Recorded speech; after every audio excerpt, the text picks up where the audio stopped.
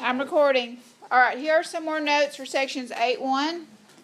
These problems are a little bit longer, and we also have some perimeter problems that we're going to talk about.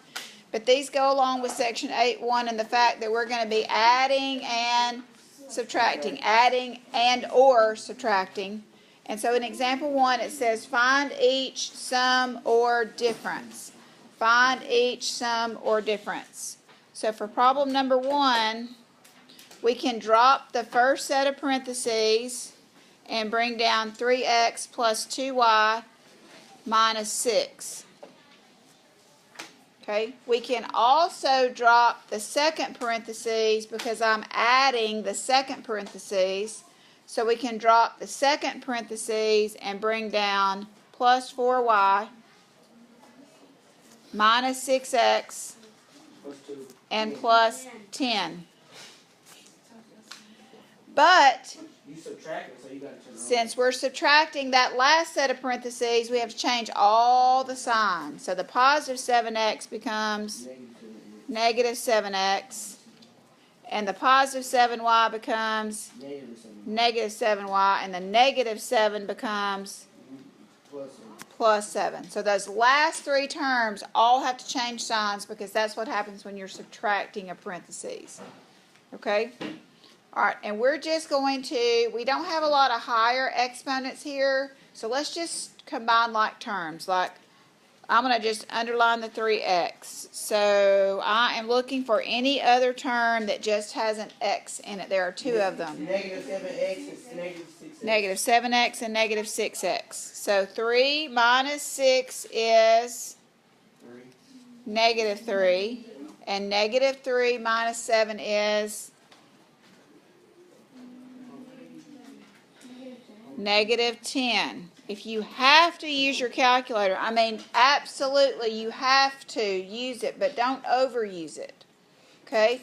3 minus 6 is negative 3, a negative 3 and a negative 7. Add and keep the sign as a negative 10x. Go to the next term, 2y. See any more terms that have y's in them? Okay. All right, so 2 plus 4 is 6. 6 minus 7 is negative 1y, or just minus y.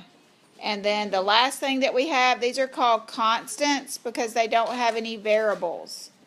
So negative 6 plus 10 is 4, and 4 plus 7 is 11. So that would be your final answer there.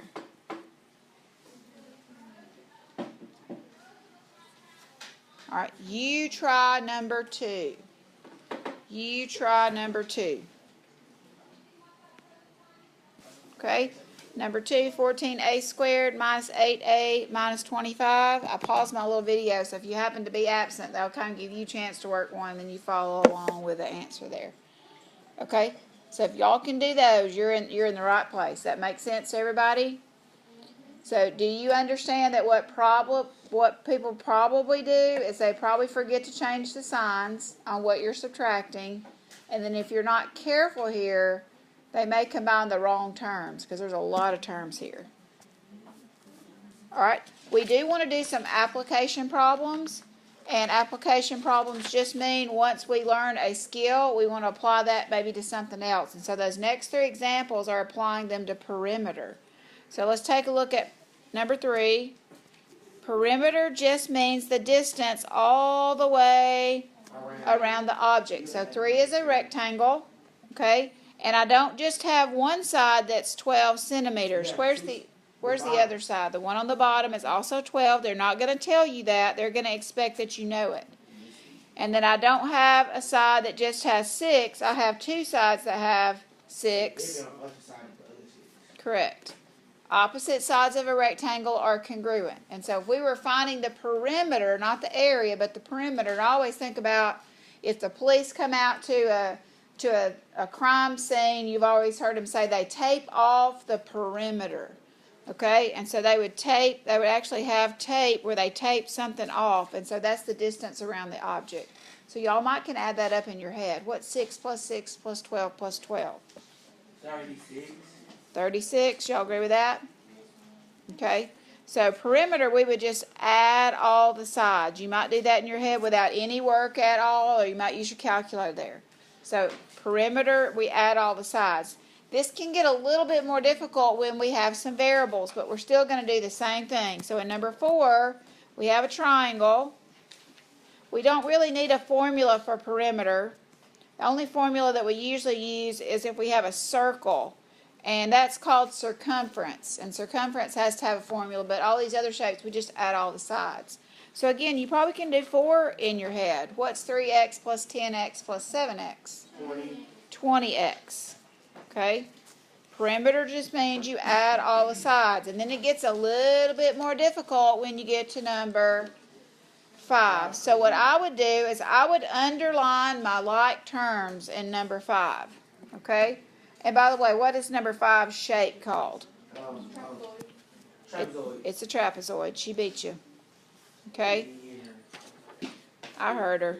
She beat you. She was first. You were last. It's okay. It's okay. Be a man.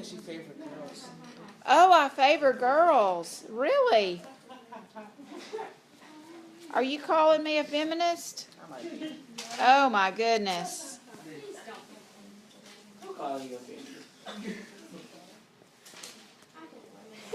Ethan said I favored girls. I apologize if you have felt slighted in any way. Okay, so what I would probably do in number 5 is I would underline everything that has an x squared. Or at least think about it. I would underline it. So what do all those x squareds combine to be?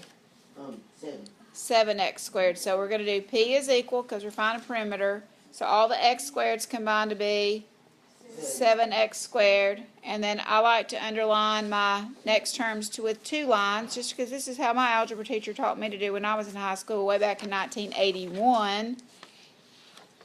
So I have a positive 8x, 2 negative 5x's, and a positive 4. 12 minus 10. I don't agree with negative 22.